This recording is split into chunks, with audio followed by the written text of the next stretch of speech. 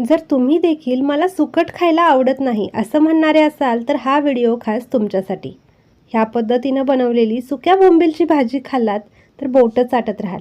सगळ्यात आधी मी बोंबीलचे तुकडे एका तव्यामध्ये छान भाजून घेतले आणि 10 मिनिटांसाठी कोमट पाण्यामध्ये भिजत ठेवले आहेत. आता त्याच तव्यामध्ये थोडंसं तेल गरम करून एक बारीक चिरलेला कांदा गुलाबी होईपर्यंत परतून घेतला. त्याच्यामध्ये मीठ, हळद, जिरे पावडर, थोडीशी चिंच आणि लाल तिखट घालून परतून घेतलं. आता याच्यामध्ये बारीक चिरलेला टोमॅटो घातला आणि टोमॅटो सॉफ्ट होईपर्यंत ह्याला परतून घेतलं. सगळे मसाले तव्याला चिटकू नयेत म्हणून थोडंसं पाणी घालून याची छान ग्रेव्ही तयार करून घेतली आणि त्यानंतर बोंबीलचे तुकडे जे भिजवून ठेवले होते ते पिळून घातले. छान मिक्स करून थोडंसं पाणी टाकून मंद गॅसवरती झाकण लावून 10 मिनिटं शिजवून घेतलं. झाकण काढल्यानंतर वरून बारीक चिरलेली कोथिंबीर टाकली.